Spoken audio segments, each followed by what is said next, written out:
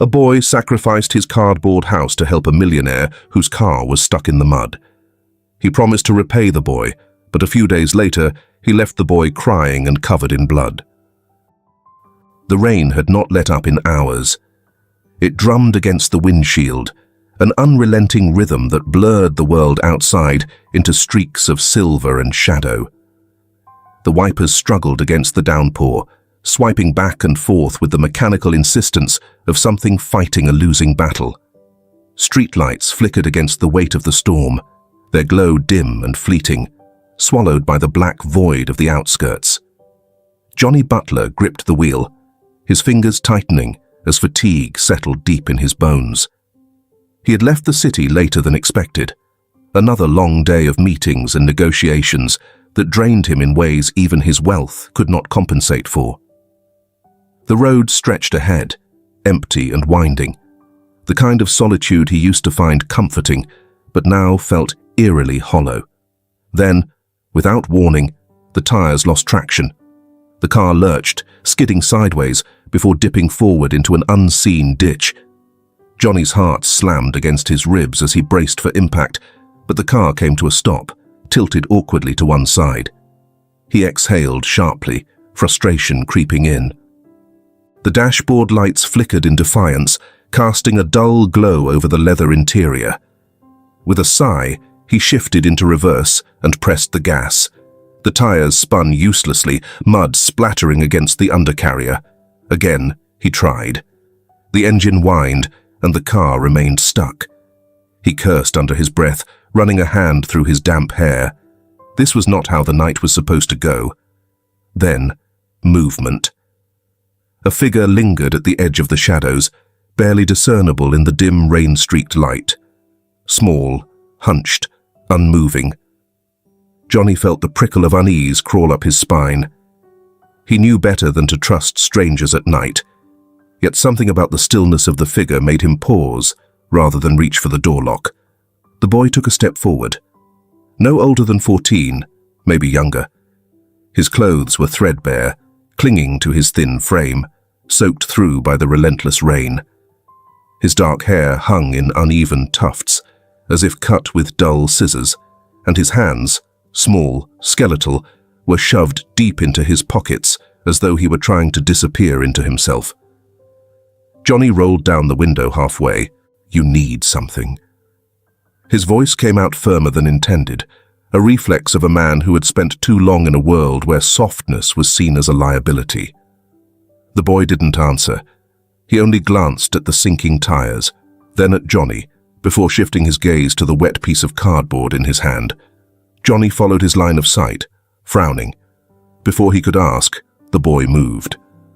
With slow, deliberate steps, he approached the car, crouched low near the front wheel, and slid the cardboard beneath it. Then he stepped back and gave the smallest nod. "Try again." Johnny hesitated. There was something about the quietness of the act. No demand, no expectation, just an offering that caught him off guard. He pressed the gas. The wheels found grip. The car jolted forward, groaning as it freed itself from the muddy trap. Johnny let out a breath he hadn't realized he was holding. He pulled up to stable ground, then turned back toward the boy. The cardboard was ruined. The makeshift bed, the only thing standing between the boy and the cold, wet pavement, lay useless in the mud. Johnny stepped out into the rain. "Hey," he called, raising his voice over the storm. "You out here alone?" The boy gave no response, but his shoulders tensed, a reflexive wariness that told Johnny everything. "Where are you staying?" Johnny tried again. The boy flicked his gaze to the broken cardboard, then back to Johnny. He didn't speak, but the answer was clear. Johnny exhaled through his nose, glancing up at the sky. The rain wasn't stopping anytime soon. The wind had picked up, cutting through the night like a blade. The thought of leaving this kid out here, drenched, shivering, with nowhere to go, felt wrong. He wasn't sure why. He had walked past countless homeless faces before, donated to shelters, and signed checks that eased his conscience, but required no real involvement. But now, in this moment, faced with this particular boy who had given without asking, Johnny felt something shift. "Come with me," he said before he could second-guess it. The boy stiffened. His expression, what little could be seen of it beneath the wet strands of hair, was unreadable. Suspicion, hesitation, fear, all flickering across his features in the span of a breath. Johnny sighed, rubbing the back of his neck. "Look, I owe you one," he said, attempting a lighter tone. "At least let me buy you dinner." A pause. Then, slowly, the boy nodded. Johnny opened the passenger door. Martin, though Johnny did not yet know his name, slid in cautiously, his wet clothes making him seem even smaller against the vastness of the leather seat. The door shut with a soft thud. As Johnny pulled onto the road, the car filled with the sound of rain hammering against the windshield, the rhythmic swish of the wipers, and the quiet breathing of a boy who had, for the first time in too long, found shelter from the storm. Neither of them spoke. But something told Johnny that this night was just the beginning. The rain had followed them home. It tapped against the windows, a steady rhythm against the quiet of the car as Johnny pulled into the long driveway. The headlights carved a path up the slope, illuminating the grand silhouette of the house that stood against the night. Large, pristine, and utterly lifeless, Martin sat stiffly in the passenger seat, hands tucked into his sleeves, his small frame dwarfed by the leather seat. He had barely spoken since they left the outskirts, his gaze flickering between the road and his hands, as if trying to make sense of how he had ended up in the warmth of this car instead of under a leaking overpass. Johnny killed the engine. The house loomed in front of them, windows dark, except for a single dim light near the entrance. He hesitated before opening the door, realizing suddenly how absurd this must look. A well-dressed businessman bringing a soaked, shivering kid into a mansion. But there was no going back now. He stepped out first. The gravel crunched beneath his shoes, rain drizzling onto his shoulders as he moved toward the door. He glanced back. Martin hadn't moved. "You coming?" Johnny's voice was casual, as if he were asking about the weather, but there was something beneath it, something softer. Martin's fingers curled slightly around the car door handle. His eyes flicked up toward the house, his expression unreadable. Then, cautiously, he slid out. The porch light flickered as Johnny pushed the heavy door open. The warmth of the house met them instantly, swallowing the damp chill of the night. The foyer stretched high above them, the marble floor gleaming under dim lighting. The space was too quiet, too sterile, like a showpiece rather than a home. Martin stepped inside hesitantly, his wet sneakers squeaking against the polished floor. His eyes darted around, taking in the high ceilings, the wide staircase, and the cavernous silence that filled every corner. This place. His voice was barely above a whisper. Johnny set his keys down on the entry table. "What?" Martin shook his head, looking overwhelmed. "It's big." Johnny huffed a dry laugh. "Yeah, too big, and lonely." Silence stretched between them. The boy shifted his weight, glancing toward the door as if reconsidering his decision to step inside. Johnny noticed. "You hungry?" Martin hesitated, then nodded once. Johnny walked toward the kitchen, flipping on the lights. He opened the fridge, staring blankly at the rows of untouched bottles of water, leftover takeout containers from nights he barely remembered eating, and a few unidentifiable groceries that had long passed their prime. "Right," he muttered, shutting it. He pulled his phone from his pocket. "Takeout okay?" Martin shrugged. "Anything's fine." Johnny ordered the first thing on the menu, something warm and filling, then leaned against the counter. Martin stood awkwardly near the entrance of the kitchen, his posture tense, like he was afraid to touch anything. "You can sit, you know," Johnny said, gesturing to the stools by the island. Martin hesitated before climbing onto one. His hands rested in his lap, shoulders still hunched.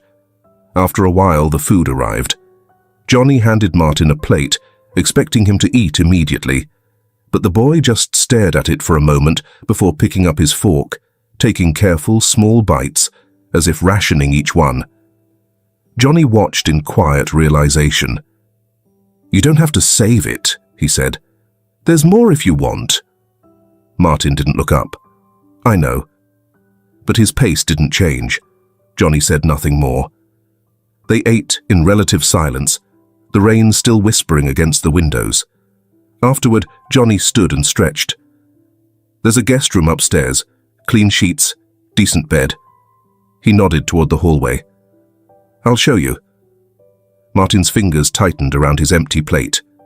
He hesitated, then he shook his head. "I'll stay down here." Johnny frowned. "There's a couch at least. The floor's fine." Johnny studied him. The boy wasn't being stubborn. He just looked uncertain, as if sleeping in an actual bed was too unfamiliar, too far removed from the world he understood. Johnny exhaled and rubbed the back of his neck. "Suit yourself." Martin nodded, setting his plate in the sink. He grabbed a dry towel Johnny had left on the counter earlier and dropped onto the floor in the corner of the living room, making himself small. Johnny stood there for a moment, watching, feeling something tight and unfamiliar settle in his chest. Without another word, he turned and walked to his study. The door clicked shut behind him. The room was lined with bookshelves, a desk cluttered with papers and files he hadn't bothered sorting in weeks. He sat down heavily in the leather chair, staring at the dark window that reflected his own weary face. Why had he brought the kid here? Johnny didn't have an answer. He only knew that, for the first time in years, his house didn't feel quite as empty. The rain had softened to a quiet drizzle by dawn, its rhythmic patter against the glass blending with the faint hum of the city beyond. Johnny stirred, reluctant to leave the cocoon of sleep, but something felt different. The air in the house was no longer heavy with stillness. There was movement, a presence. He blinked against the soft morning light filtering through the half-drawn curtains of his study. His chair creaked as he straightened, rolling his shoulders. The desk in front of him was no longer the chaotic mess he had left it. The stacks of papers, financial reports, contracts, invoices, had been arranged into neat piles, each categorized with an almost meticulous precision. Pens that had been scattered across the surface now lay in a straight row beside a fresh notepad. Johnny frowned, rubbing his hand over his jaw. He hadn't done this. The house was too silent for its size, but there was a trace of warmth in the air now, a strange but welcome shift from the impersonal emptiness he had grown used to. The faint scent of something toasted lingered. Pushing himself up, he wandered into the hall, his bare feet making soft sounds against the polished floor. The house, despite its grandeur, felt unnervingly unfamiliar to him in this state. Not pristine, not untouched, but lived in. The kitchen light was on.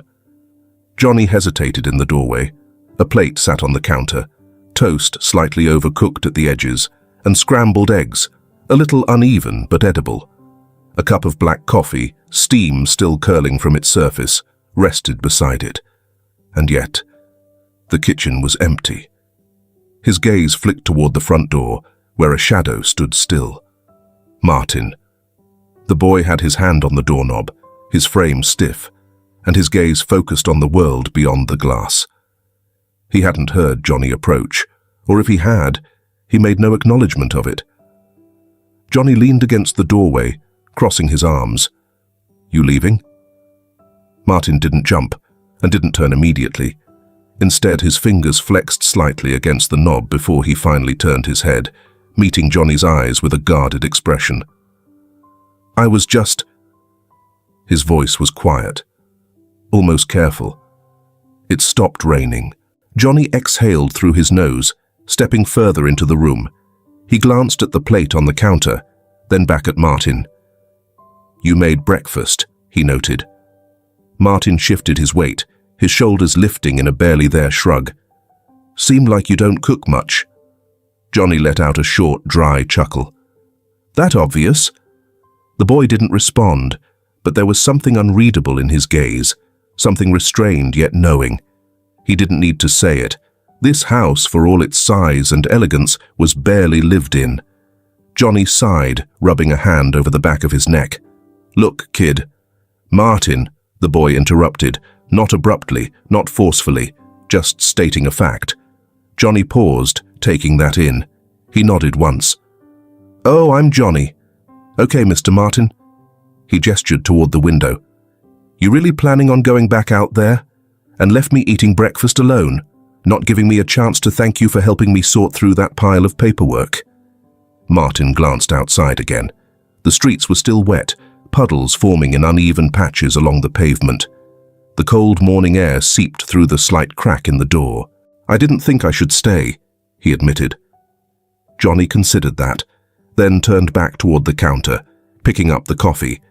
It was slightly bitter, a little too strong, but warm.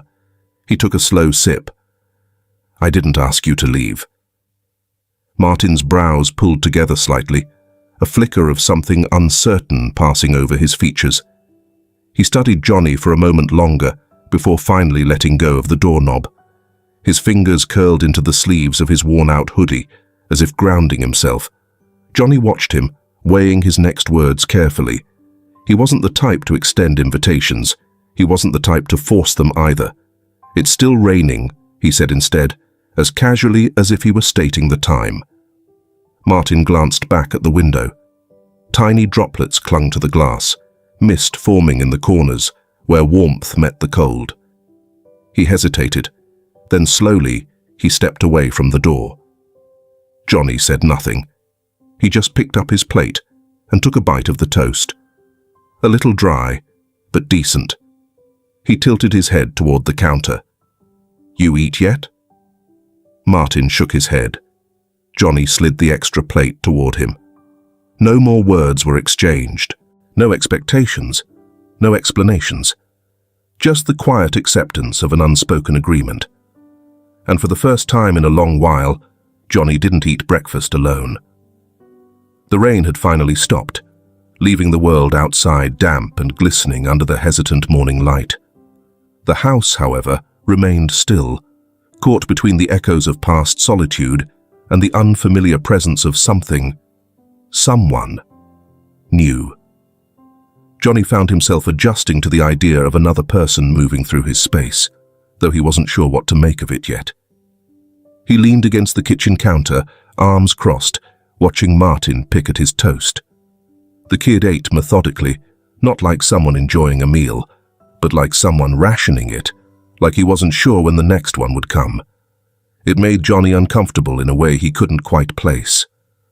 "So, Martin," Johnny started, testing the name on his tongue. "You got a last name?" Martin glanced up, chewing slowly. He hesitated, then shook his head. "Not one that matters." Johnny raised an eyebrow, but didn't press.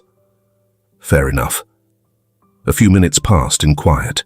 The sound of a distant car passing by, the occasional drip of water sliding off the roof onto the patio outside. It was oddly peaceful, the kind of silence that didn't feel empty for once. Then, Martin's gaze flickered toward the stack of paperwork, still sitting on the counter. Contracts, invoices, and all the tedious things Johnny had been putting off for weeks. "You run a company?" Martin asked, not looking at Johnny directly, but keeping his voice neutral. "Yeah," Johnny said, picking up his coffee. "Construction?" Martin nodded slowly. "Figured." Johnny's brow furrowed. "How?" Martin tapped his finger lightly on the counter. "You've got project estimates mixed in with payroll statements. It looks like someone printed out a duplicate expense report, too. That, or you're paying the same supplier twice." Johnny blinked. He set down his coffee. "Come again?" Martin sighed, wiping his hands on a napkin before pulling one of the papers toward him. "Here," he said, sliding his finger across the printed text. "This vendor's invoice was submitted twice. Different dates, same total. If no one caught it, you probably paid both." Johnny leaned in, following where Martin was pointing. Sure enough, it was an identical charge. It was something he should have caught, something his accountant should have flagged. How the hell did you notice that? Johnny asked, surprised. Martin shrugged. I used to help someone with this kind of stuff. Just numbers. Who? Martin hesitated. His fingers twitched against the paper before he let it go. My mum. It was the first real piece of information Martin had given about himself, and Johnny could tell by the way his shoulders tensed that he wouldn't give much more.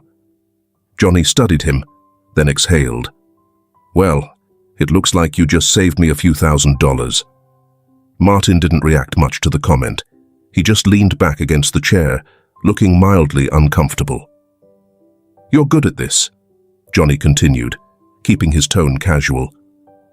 I don't suppose you'd want to look through the rest. Martin narrowed his eyes. You're offering me a job? Johnny huffed a quiet laugh. I'm offering you something to do while you're here, unless you've got better plans. Martin didn't answer immediately. He glanced toward the window at the grey sky stretching over the city. There was no urgency in his posture anymore, no restless need to leave. Instead, he reached for another paper, scanning the text with that same quiet focus. You're missing a deduction here, he murmured, almost to himself. Whoever did this didn't account for overhead costs. Johnny smirked, shaking his head as he grabbed his coffee. Guess that means you're staying then. Martin didn't reply. He just kept reading. And Johnny didn't need him to say it. The afternoon light streamed through the tall windows of Johnny's study, casting long, golden streaks across the floor. A faint breeze stirred the papers on his desk, the weight of unfinished business pressing against his temples. His laptop screen glowed in front of him, a never-ending list of emails and reports demanding attention. Across the room, Martin sat curled in the armchair by the bookshelf, his small frame half hidden by the oversized chair. A book rested in his lap, one of Johnny's, pulled from the shelves without permission but with quiet curiosity. He was absorbed, barely moving, eyes scanning the pages with an attentiveness Johnny hadn't seen in a long time. The kid was smart, that much was clear. Johnny sighed, rubbing his temples before glancing at his watch. They had been like this for hours, him working, Martin reading. The silence was comfortable, something Johnny hadn't realized he could appreciate. Then, out of nowhere, Martin spoke. You ever buy your own groceries? Johnny blinked, caught off guard. He turned his chair slightly, glancing at Martin. What? Martin looked up from his book, his expression unreadable. Groceries. You ever go buy them yourself? Johnny scoffed, leaning back. Not in years. Martin nodded like he expected that answer. He set the book down, stretching his arms over his head. I bet you shop at those fancy stores, the ones that overcharge for pre-cut fruit and call it gourmet. Johnny raised an eyebrow. And where do you suggest I shop? The market. Martin said it simply, as if it were obvious. Cheaper, fresher, better quality. And you don't pay extra just because someone in a suit decided to label something organic. Johnny studied him, amused. And you know this how? Martin shrugged. When you've got to make $5 last a week, you figure it out. Something about the way he said it made Johnny pause. Not bitter, not resentful, just matter of fact. Like survival was a skill he had no choice but to learn. Johnny leaned forward, elbows resting on his desk. You think you could do better?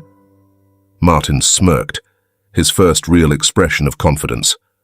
I know I can. Johnny tapped his fingers against the wood, considering. All right, he said, closing his laptop with a decisive snap. Show me. The marketplace was alive in a way that felt almost foreign to Johnny. The air smelled of fresh produce, warm bread, and the faint spice of something sizzling from a food stall nearby.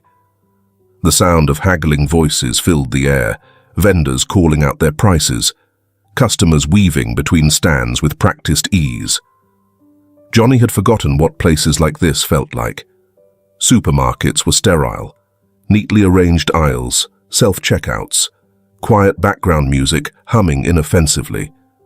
The market, on the other hand, was chaotic and unpredictable. Martin moved like he belonged there.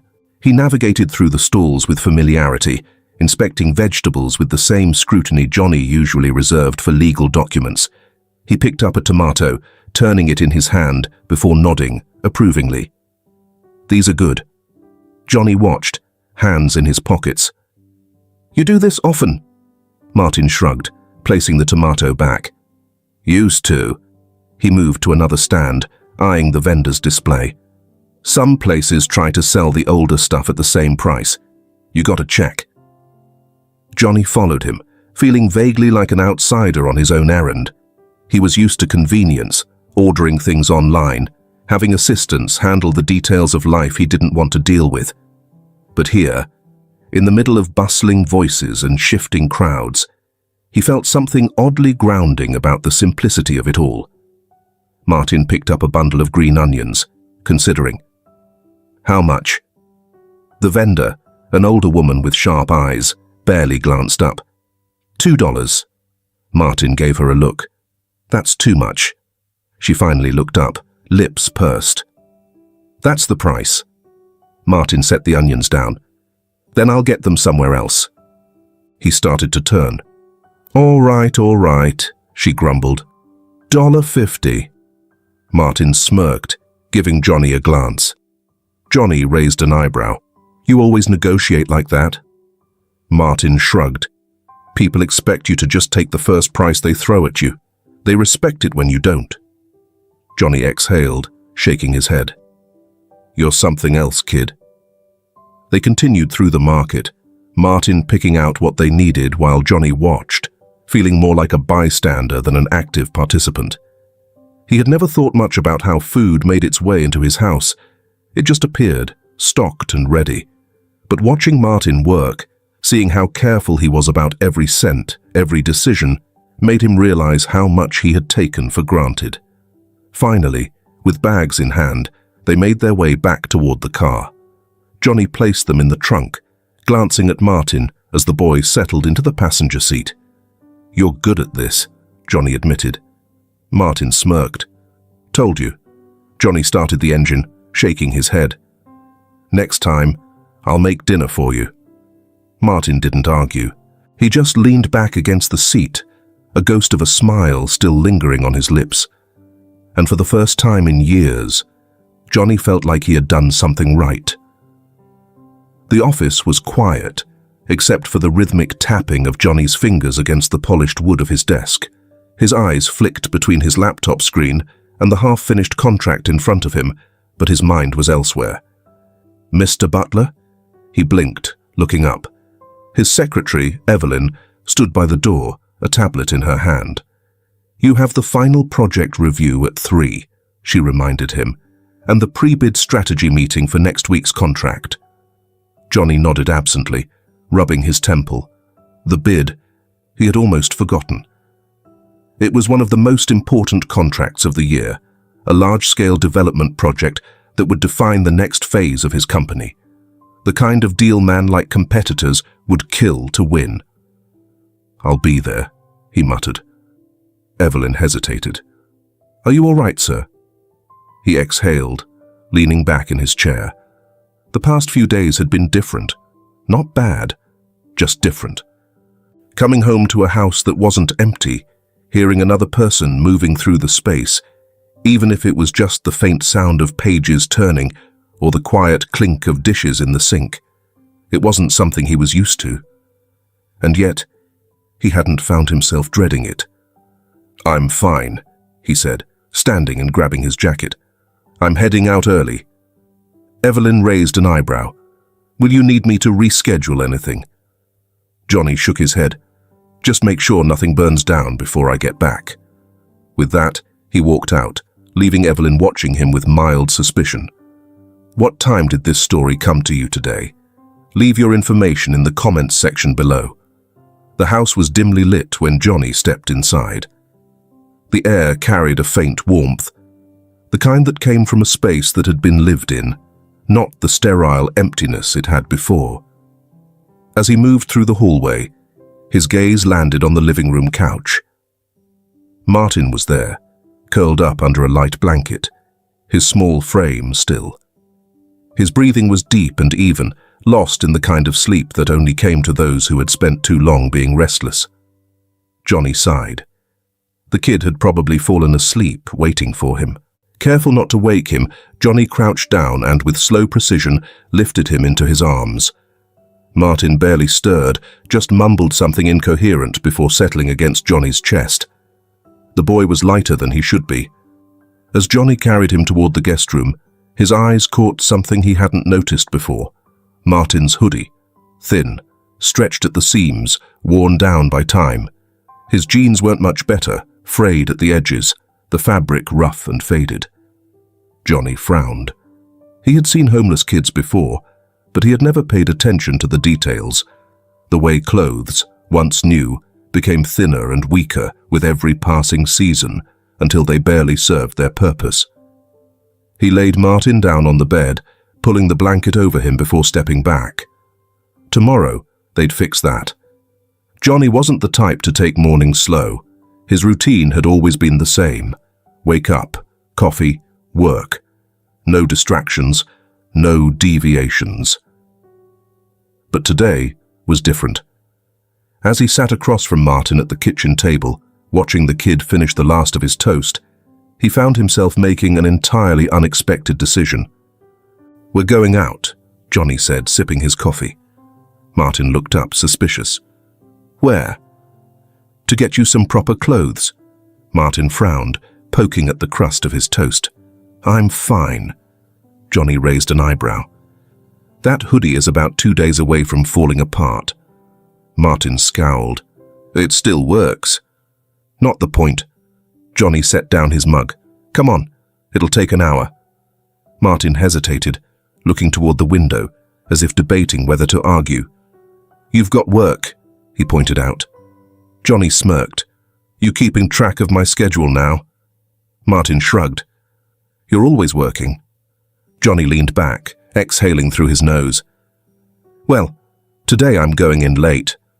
That caught Martin's attention. He narrowed his eyes. "Late?" Johnny shrugged. "First time in years. I think I've earned it." Martin looked skeptical, but when Johnny stood and grabbed his keys, he didn't protest. The mall. A different kind of world. Johnny didn't remember the last time he had stepped into a mall without a purpose. Usually, if he needed something, he ordered it, had it delivered, and went on with his life. Martin, on the other hand, walked through the space with a kind of quiet curiosity. He wasn't wide-eyed or amazed, just observant, his gaze flickering between the bright window displays and the people moving past them. At the clothing store, Martin stood stiffly near the entrance while Johnny browsed. "All right," Johnny said, grabbing a few shirts and holding them up. "These look fine." Martin wrinkled his nose. "I'm not wearing that." Johnny sighed. "What, you got a preference now?" Martin crossed his arms. "I just don't need anything fancy." Johnny rolled his eyes. "Fine, pick whatever you want." Martin hesitated before eventually selecting the simplest options: a plain hoodie, a pair of jeans, and a few shirts. Johnny frowned at the small pile, but didn't comment. After the cashier bagged everything, Johnny handed one of the bags to Martin. "Happy?" Martin shrugged. "Could have been worse." Johnny smirked. "That's high praise coming from you." The cafe was quieter than the rest of the mall, tucked away near the end of a long hallway. They found a small table near the window, the morning light filtering through.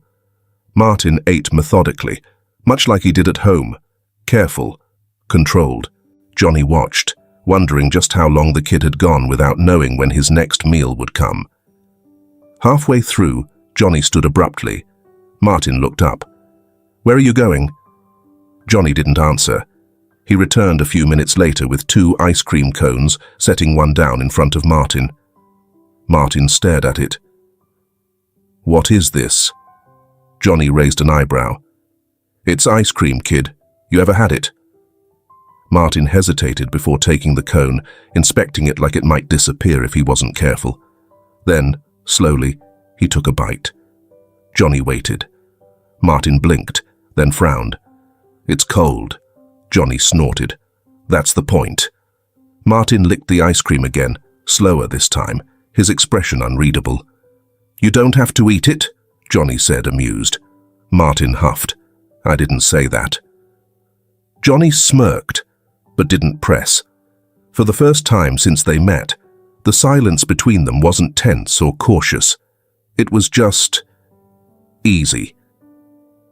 By the time they returned home, Johnny knew he had to leave for work. You good? He asked as Martin dropped his bag near the couch. The boy gave a small nod, still finishing the last of his ice cream cone. Johnny grabbed his jacket, pausing at the door. You know, this whole taking a morning off thing isn't so bad. Martin rolled his eyes. Yeah, sure. Johnny smirked. Try not to burn the house down while I'm gone.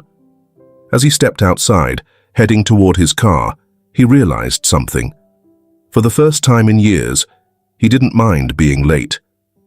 The city streets were alive with movement, a steady current of cars and pedestrians flowing under the glow of streetlights. The air was cool, carrying the scent of pavement after rain, and the low murmur of conversations drifted through the evening. Johnny walked alongside Martin, their pace unhurried. It had been a long day, work, meetings, the never-ending grind of responsibility, but for once, Johnny didn't let himself be consumed by it. Martin had been quiet since dinner, but not in the guarded way Johnny had first come to know. It was different now, thoughtful, distant in a way that meant something was on his mind. Johnny caught it when they passed a large poster displayed outside a high-end concert hall. It was for an orchestral performance, the kind of event Johnny usually brushed past without a second thought. But Martin had slowed his steps, eyes lingering on the advertisement just a second too long before looking away, stuffing his hands into his hoodie pocket. Johnny didn't comment on it then, but later that night he pulled out his phone and made a call. Here. Martin blinked at the envelope Johnny slid across the table the next evening. He eyed it with suspicion before cautiously picking it up. What is it? Tickets. Johnny leaned back in his chair, taking a sip of his drink. Figured we'd go to that concert you were staring at yesterday.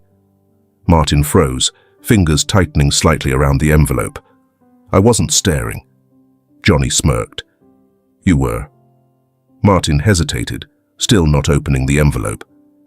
You really want to go to something like that? Johnny shrugged. Not particularly, but I figured you might. Martin glanced at the tickets, then back at Johnny. There was something unreadable in his expression, like he didn't quite know how to process the offer. Okay, he said finally, voice quiet. Johnny nodded, satisfied. The concert hall was unlike anything Martin had ever stepped into. Golden chandeliers cast warm light across the grand foyer, their reflection dancing off the polished marble floors. The space was filled with people dressed in elegant attire, murmuring softly, laughter weaving through the crowd like distant music. Martin shifted uncomfortably, tugging at the sleeves of his new hoodie. He wasn't dressed poorly, but compared to the men in suits and the women in evening gowns, he felt entirely out of place. Johnny noticed. Relax, he murmured, guiding them toward their seats. They're just people. Martin exhaled through his nose, nodding, but Johnny could see the stiffness in his posture. They took their seats near the middle, the grand theatre stretching out before them. The stage was illuminated in soft amber light, musicians adjusting their instruments, murmuring to one another as the hall filled with anticipation. Martin was still tense, but his eyes held something different now. Curiosity. Then the first note rang through the space, rich and full, and Martin stilled completely. Johnny wasn't paying attention to the music. Not really. Instead, his mind drifted, scanning the crowd, the architecture, the subtle hum of conversations in between movements. It was a habit he hadn't quite shaken from years of being in business, always looking for details, for things that didn't fit. And something didn't fit. A sound, faint, almost imperceptible over the music. A slow, rhythmic creak. His eyes drifted upward. The chandelier above them swayed ever so slightly, the ornate crystal catching the light in uneven patterns. Johnny frowned. That wasn't normal. Beside him, Martin tensed. He saw it too. The music swelled, masking the growing tension between them. Johnny's instincts screamed at him to move, but before he could act, Martin was already in motion. It happened fast. Martin lunged, grabbing Johnny's arm with more strength than Johnny expected, yanking him sideways, and then a deafening crash. The chandelier shattered against the seats below, glass exploding in all directions. The audience screamed, chairs scraping against the floor as people scrambled away. Johnny hit the ground hard, the impact knocking the air from his lungs. For a second, everything was a blur. Light, movement, the ringing in his ears. Then he saw Martin. Blood. It wasn't much, but it was enough. Tiny shards of glass embedded in Martin's forearm, small cuts lining his skin. His breathing was shallow, but he was conscious, his wide eyes locked on Johnny. "You okay?" Martin asked, voice slightly shaky. Johnny stared at him. "You're the one bleeding, kid." Martin huffed, trying to push himself up, but Johnny stopped him with a firm hand on his shoulder.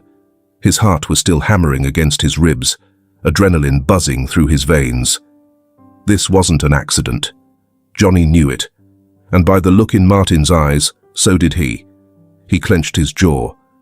Whoever did this had just made a mistake. A big one. The fluorescent lights buzzed softly overhead, casting a pale glow over the sterile white walls of the hospital room. The rhythmic beeping of the heart monitor was steady, a quiet metronome filling the silence between breaths. Johnny sat in the stiff chair beside the bed, elbows resting on his knees, fingers interlaced. His eyes hadn't left Martin since they arrived, watching the slow rise and fall of the boy's chest as he slept. The kid had scared the hell out of him. Johnny had seen people get hurt before, accidents on job sites, bar fights when he was younger, even a few injuries of his own. But this was different. The moment he had seen Martin lying there, blood staining the floor, something in him had cracked open in a way he hadn't expected. Martin stirred. His fingers twitched against the blanket, his brow furrowing slightly before his eyes fluttered open. For a second, he just stared at the ceiling, disoriented. Then, his gaze drifted, landing on Johnny. "You're still here," Martin mumbled, voice hoarse. Johnny huffed, leaning back in his chair. "Yeah, well, I figured it'd be rude to leave you bleeding all over a hospital bed by yourself." Martin exhaled, a weak attempt at a laugh. His arm shifted slightly and he winced. The cuts weren't deep, but the glass had done enough damage to require stitches. Johnny's jaw tightened. "You feeling okay?" Martin nodded, but the motion was sluggish. "Could be worse." Silence stretched between them. Then, "You knew," Johnny said, his voice quiet but firm. "Really?" Martin's breath hitched.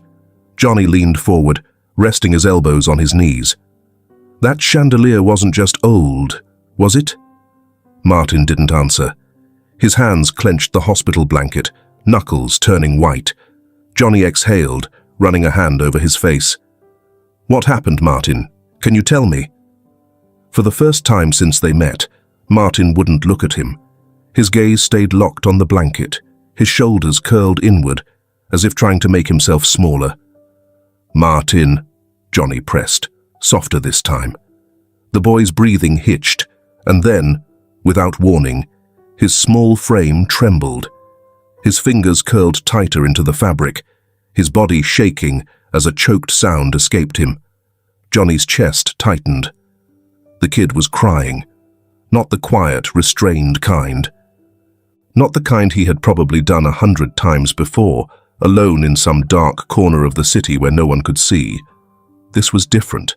This was breaking. Martin's voice cracked, and he squeezed his eyes shut. His breath came out in short, uneven gasps, his body tense with something too big to hold inside any longer. Johnny didn't speak. He didn't move. He just let Martin fall apart. And when the words finally came, they came in pieces. I didn't want to." Martin's voice was barely above a whisper. "I didn't. I wasn't supposed to stay this long." Johnny stayed silent, waiting. Martin swallowed hard, still not looking up. Kenneth. Kenneth Ward. The name sent a chill down Johnny's spine. Martin took a shaky breath. "He has my mom. She owed him money, a lot of it. And when she couldn't pay, he took her." His voice broke again, his fingers gripping the blanket so tight that his hands shook. "He said if I did what he told me, he'd let her go." Johnny clenched his jaw. Kenneth Ward, a name he knew all too well, a man with too much power in the wrong places, someone who didn't believe in losing. Johnny had beaten him once, won a major contract that Kenneth had wanted. It was business, but to a man like Kenneth, it was personal. And now, Johnny realized, it had never been about the deal. It had been about ruining him. "You were supposed to spy on me," Johnny said, his voice carefully even. Martin's breathing was unsteady. "Yes." "And the chandelier?" Martin squeezed his eyes shut. "Kenneth wanted to make sure you wouldn't be able to bid next week. If you were in the hospital, or worse, he wouldn't have any competition." He let out a hollow laugh, bitter and choked. "But I couldn't let it happen. I couldn't. You treat me too well."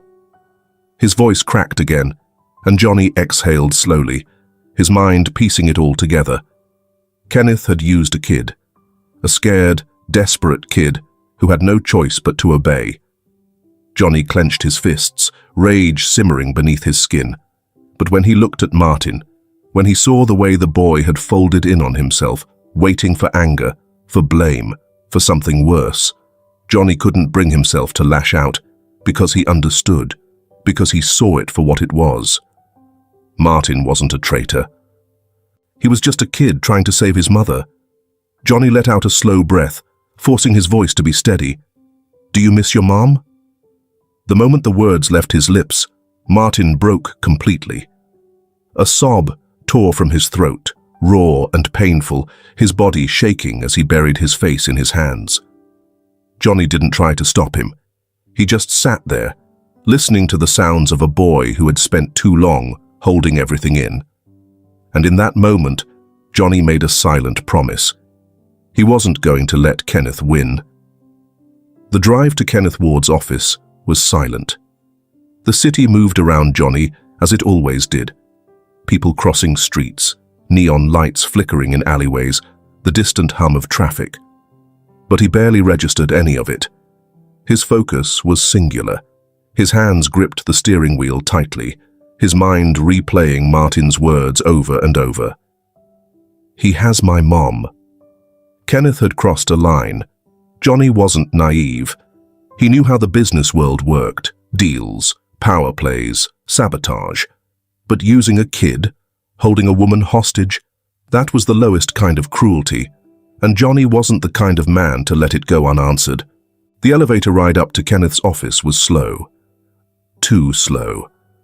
The numbers blinked past one by one, a rhythmic taunt. Johnny tapped his fingers against the briefcase in his hand, forcing his expression to remain neutral. When the doors slid open, the receptionist barely had time to react before Johnny strode past her. "Sir, you need an appointment. Tell Kenneth I'm here." His tone left no room for argument. Kenneth's office was at the end of the hall, sleek glass doors framing a skyline view. Johnny stepped inside without knocking. Kenneth was leaning against his desk, a tumbler of whiskey in hand, as if he'd been expecting him. A slow smile spread across his face. "Well, well, Johnny Butler, to what do I owe the pleasure?" Johnny didn't bother with pleasantries. He placed the briefcase on the desk and flicked it open. Inside, neat stacks of cash lay bundled together, more than enough to cover Amanda's debt. "I'm here to settle what she owes," Johnny said evenly. "You let her go, and this ends here." Kenneth exhaled a quiet chuckle, swirling the whiskey in his glass. "You always did know how to make an entrance." He gestured toward the money. "And here I thought you'd come to threaten me." Johnny's jaw tightened. "Take the money, Kenneth." Kenneth glanced down at the briefcase, amusement flickering in his sharp, calculating eyes. "You know, I was wondering how long it would take you to find out. The kid did well, didn't he?" Johnny clenched his fists, barely restraining himself. "That kid is 14. Kenneth shrugged. "Old enough to understand the rules of the game." He had a choice. Johnny took a step forward, voice dangerously low. He had no choice. Kenneth smirked, setting his drink down. "And what if I say no?" Johnny didn't blink. "Then we do this another way." Kenneth studied him for a moment, as if weighing his options. Then he exhaled, shaking his head. "You're still the same, Johnny. Always so damn righteous." He flicked his fingers toward the briefcase. "Fine. Consider it a done deal." Johnny didn't move. "I want to see her." Kenneth smirked. "Of course you do." He pressed a button on his desk phone. A moment later, the side door opened, and Amanda stepped into the room. She was thinner than Johnny expected. Her face paled from weeks of stress. But she was alive. Martin's mother. Her wide, frantic eyes met Johnny's, then she darted toward Kenneth. She didn't speak, didn't move. Johnny turned back to Kenneth. "She leaves with me. Now." Kenneth gestured lazily. "Be my guest." Amanda hesitated for only a second before stepping toward Johnny. He could see the exhaustion in her movements, the quiet fear lingering beneath her eyes. Johnny placed a hand on her shoulder, steadying her. "Let's go." Kenneth's voice followed them as they reached the door. "You can't save them all, Johnny." Johnny didn't look back. He just tightened his grip on Amanda's shoulder and walked her out. The hospital smelled of antiseptic and faintly burnt coffee, the overhead lights casting a sterile glow over the quiet hallways. Johnny walked beside Amanda, her steps hurried but unsteady. She barely seemed to register the world around her. Her focus was entirely on what lay beyond the door at the end of the hall. Johnny had seen desperation before, in boardrooms, in negotiations. But this was different. This was a mother, clawing her way back to her son. When they reached the door, Amanda hesitated for the briefest moment, her breath shallow, as if afraid the moment would vanish the second she touched it. Then she pushed it open. Martin was sitting upright in the hospital bed, his arm wrapped in fresh bandages, his face pale from blood loss but alert. The moment his eyes landed on Amanda, his breath hitched. For a second, neither of them moved. Then Amanda let out a strangled sob and rushed forward, dropping to her knees by the bed, her hands trembling as they cupped Martin's face. "Oh, my baby," she choked, her fingers brushing over his cheeks, his hair, as if checking to make sure he was real. "Oh, my sweet boy." Martin was frozen, his throat bobbing as he tried to speak, but no words came. Then, without warning, he threw his arms around her. Amanda's body shook as she clung to him, sobbing into his shoulder, her hands grasping at the fabric of his hospital gown like she was afraid he'd disappear if she let go. "I'm sorry," Martin whispered, his voice barely audible against her hair. "Mum, I'm so sorry." Amanda pulled back just enough to cup his face again, her thumbs brushing away tears. "No, sweetheart. Number you did nothing wrong." She kissed his forehead, his cheeks, her own tears streaming freely. "You did what you had to. I love you. I love you so much." Johnny stepped back, giving them space, his chest tightening at the rawness of the moment. He had never had something like this, not as a child, not as an adult. But watching it, seeing Martin, the tough, guarded kid he had come to know, completely fall apart in his mother's arms, Johnny felt something settle inside him. Martin wasn't alone anymore. An offer from Amanda. Minutes passed before Amanda finally composed herself. She wiped her eyes, taking a shaky breath before looking over at Johnny. "I don't know how to thank you," she whispered, her voice thick with emotion. Johnny shrugged. "You don't have to." Amanda shook her head, standing slowly. "No, you don't understand. You saved my son. You saved me. She swallowed hard, then squared her shoulders. "Let me work for you." Johnny frowned. "Amanda, please," she said, her voice firm. "I don't have money, but I can clean, cook, do whatever you need. Just—" She glanced back at Martin. "Just let me be there for him." Martin looked up, his eyes still red-rimmed. "Mom, you don't have to—" Amanda silenced him with a gentle hand on his shoulder.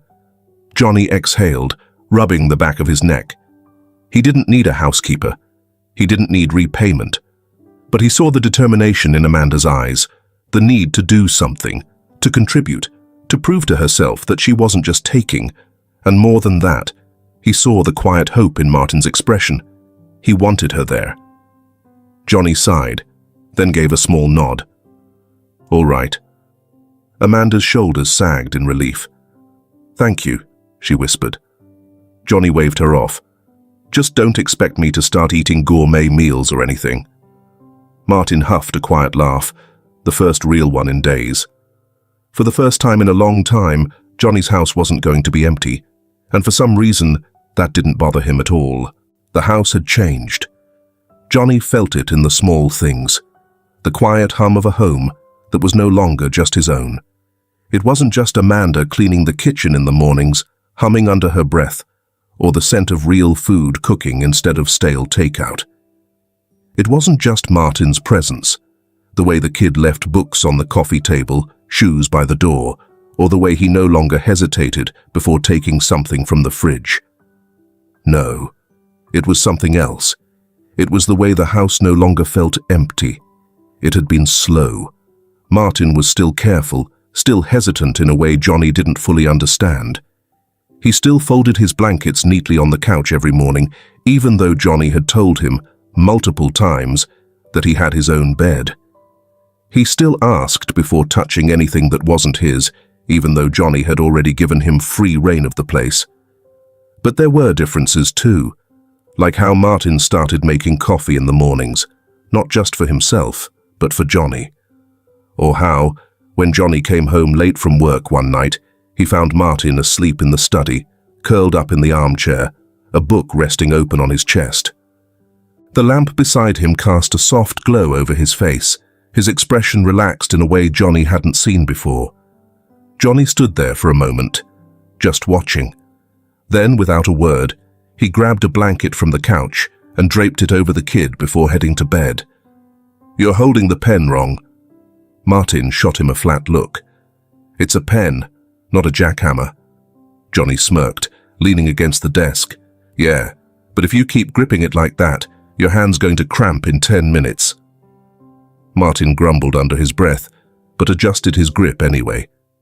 It had started accidentally. One day, Johnny had caught Martin going through some old financial reports. His brows furrowed as he scanned the numbers. "You understand that?" Johnny had asked, more curious than anything. Martin had shrugged. "Some of it." And just like that, Johnny found himself teaching. At first it was just the basics, how to break down a budget, how to spot an error in a ledger. But Martin picked it up too quickly for it to stop there, so Johnny handed him books. Some were business-related, some were literature, and some were just things Johnny had lying around. To his surprise, Martin read them all. And even more surprisingly, he asked questions. Not just about numbers or contracts, but about the world, about things Johnny had never bothered to stop and think about. And Johnny, despite himself, answered. Johnny had taken people to expensive restaurants, to high-rise meetings, to exclusive clubs. But a park, that was new. Martin sat beside him on the worn wooden bench, his hands tucked into the pockets of his hoodie. Across the grass, a group of kids played soccer, their laughter carrying through the cool afternoon air. Johnny sipped his coffee, pretending not to notice how Martin's gaze lingered on them. "You ever play?" he asked casually. Martin shrugged. "A little. When I was younger." Johnny raised a brow. "You're still young." Martin huffed. "Not that young." Johnny smirked but didn't push. Instead, he leaned back, stretching his legs out in front of him, watching as the game continued. The sun was warm, the wind soft, and for the first time in weeks, there was no rush, no looming deadlines, no crisis to handle. Just this. Martin shifted beside him. Then, after a long pause, he murmured, "This is nice." Johnny nodded. "Yeah." They sat there in comfortable silence, just watching the world move around them. Johnny hadn't expected things to change so much. At first, he thought Martin would stay for a few days, maybe a week. He thought Amanda would take her son and move on, back to whatever life they had before Kenneth Ward had shattered it. But that hadn't happened. Instead, Amanda had made herself at home, cleaning, cooking, and making sure Martin ate real meals instead of whatever scraps he used to live on. She never asked for anything, never overstepped, but her presence settled into the house in a way that felt natural. And Martin had changed too. He still had his walls, but they weren't as high. He still hesitated sometimes, and still had moments where he seemed to expect everything to fall apart. But then, there were moments like this morning, when Johnny walked into the kitchen and found him flipping pancakes, Amanda stirring coffee beside him. Martin had looked up, a spatula in one hand, and muttered, "You like 'em burnt or not burnt?" Johnny had smirked. "Not burnt, preferably." Martin had huffed. Yeah, no promises." It was small, ordinary. But to Johnny, it was everything. He had spent years in this house alone, convincing himself that was how he preferred it. But now, with Amanda bustling in the kitchen and Martin arguing about whether syrup was necessary for pancakes, Johnny realized something. They weren't just guests anymore. They belonged here. And for the first time in his life, Johnny Butler wasn't alone. The days blended into a new kind of normal, one Johnny hadn't expected, but found himself easing into. Martin was no longer just a guest in his house, and Amanda wasn't just someone keeping the place clean.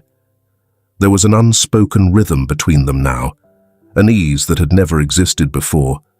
It was in the way Martin didn't hesitate before raiding the fridge, in the way Amanda scolded him about leaving his shoes in the hallway, like a mother who had been doing it all his life. Johnny didn't stop them. He let the house become something it had never been, a home. A small victory. One evening, Johnny found Martin sitting at the dining table, a mess of papers spread out before him. He frowned. "You trying to solve a murder or just making a mess?" Martin didn't look up.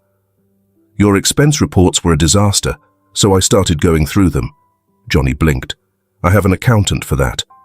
Martin snorted. "Yeah? You might want a new one." He tapped a section with his pen.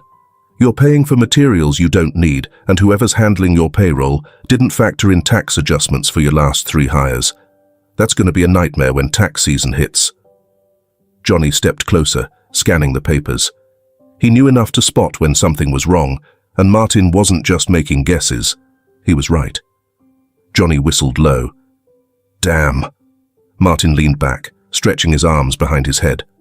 "So? Do I get a raise?" Johnny smirked. "You're not even on payroll, kid." Martin huffed. "Figures." Johnny eyed him. "You like this stuff, don't you?" Martin shrugged, but there was a flicker of something in his expression, something that almost looked like pride. "I don't know, just makes sense, I guess." Johnny tapped the papers. "Keep this up, and I might actually have to start paying you." Martin rolled his eyes, but he didn't hide the small smile pulling at his lips. A simple day one afternoon, Johnny suggested they take a walk. Not to a fancy restaurant or an event, just a walk. Martin had been skeptical at first, but he didn't argue. They ended up at the park, the same one they had visited before. The air was crisp, the smell of grass and warm earth drifting around them. The sounds of laughter and the occasional bark of a dog filled the space. Martin walked a few steps ahead, kicking at a loose pebble. He seemed lighter somehow, the sharp edges of the boy Johnny had first met softening with time. They sat on the same bench as before, watching the world move around them. Johnny glanced at Martin. "You still think you're too old to play soccer?" Martin smirked. "Not my thing," Johnny hummed. "So what is your thing?" Martin shrugged. "Still figuring that out?" Johnny nodded. "That's all right. You've got time." Martin was quiet for a moment, then murmured, Did you always know what you wanted to do? Johnny thought about it. Not really. I knew I didn't want to be broke. That was about it. Martin huffed a laugh. Solid plan. Johnny smirked. Worked out all right. They sat in silence after that, the sky shifting from afternoon gold to a dusky shade of orange. As the sun dipped lower, Johnny leaned forward, resting his arms on his knees. "Martin," he said, his tone unusually serious. The boy looked up, sensing the shift. Johnny exhaled slowly. "You know you don't have to stay here forever, right?" Martin tensed slightly. "Yeah, I know." Johnny nodded. "But if you want to—" He paused, choosing his words carefully. "You'll always have a home here." Martin stared at him, his expression unreadable. For a long moment, he said nothing. Then, finally, he gave a small nod. "Okay," he said, voice quiet but steady. Johnny didn't press. He didn't need to. Because some things didn't have to be said out loud to be understood. Martin wasn't his son, but he was family. If this film touches your heart, leave your mark with a like. And don't forget to subscribe to our channel to explore more meaningful stories with us. And if you enjoyed this story, please share it with your friends on WhatsApp. And now, share your feelings with us and tell us your own stories. Every word you share is a building block that helps create our strong and enduring community. Together, we'll create a warm space where everyone can share and connect. Finally, don't miss the incredible stories coming your way soon.